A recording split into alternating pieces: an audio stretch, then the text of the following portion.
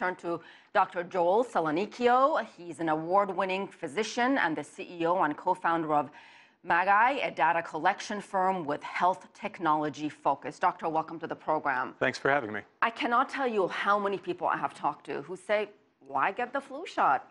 I know so many people who got the flu shot and they still got the flu. What would you tell those people? Well, I think Dr. Fauci covered it pretty well. It's better to have some protection than to have no protection. And even this year when the vaccine, as was noted previously, isn't as effective as it's been in previous years, it's only 36% protected. Would you rather be 36% protected against the flu, a potentially lethal illness, or would you rather be not protected at all?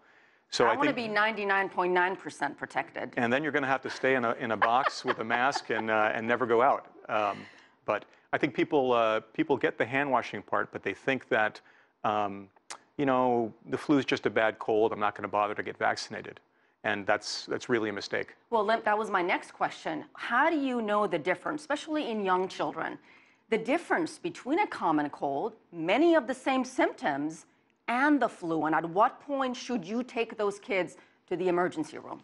Well, it depends on the age of the child, but and I'm in practice in pediatrics here in Washington, but I'll tell you that a common cold doesn't normally have a high fever. And so if you have a child who's running a high fever that has no other explanation, that in itself is a reason to have the child checked out. But also, again, with a common cold, typically you feel pretty miserable because your nose is stuffed up and maybe you're coughing, but you don't generally otherwise feel sick. You know, you don't have aches and pains.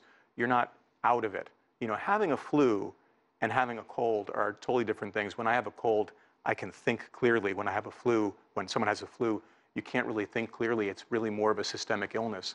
So it can be difficult to distinguish, but quite often it's clear. And are they both equally contagious, the common cold and the flu? Sure. I mean, they're different viruses, but they're all extremely contagious. And again, the ways that you can avoid getting these are the same. Hand washing, covering your mouth when you cough, all these different techniques are just useful general health tips. We've been talking about there are different strains of flu this year. Has that been the case every year where we have different strains, or this year it seems that we're talking about it more? Well, I think we're talking about it this year more only because of this issue of how effective is the vaccine. Now, the other commentator mentioned that normally the flu vaccine is roughly 40 to 60% effective, right? So in a good year, the vaccine is only 60% effective. But again, 60% is way better than zero. The fact is that there's been different flu strains since the beginning of our understanding of the flu at all. But some years, as I mentioned, the H3N2 virus, particularly difficult to make a vaccine against. And some years that's the dominant virus, like this year, and it causes this problem. But there's always been this difference of strains. And I would say it's particularly interesting because this year there's been talk about, for example, cutting the global public health budget, CDC's budget, et cetera. And in fact, people don't understand that the process of making a vaccine is a global health process. They need to go, there are more than 100 countries, and more than 100 centers in more than 100 countries that gather flu virus early in the season and then essentially trade notes and confer to find out what are the strains that are particularly prominent as early in the season as we can get them so that we can manufacture a vaccine. You cut the funding, and it's actually going to be even less effective. It's an important point to be made, Doctor. Explain to us quickly, while this is a serious flu problem we're dealing with, it is not a pandemic. Explain to us why that is.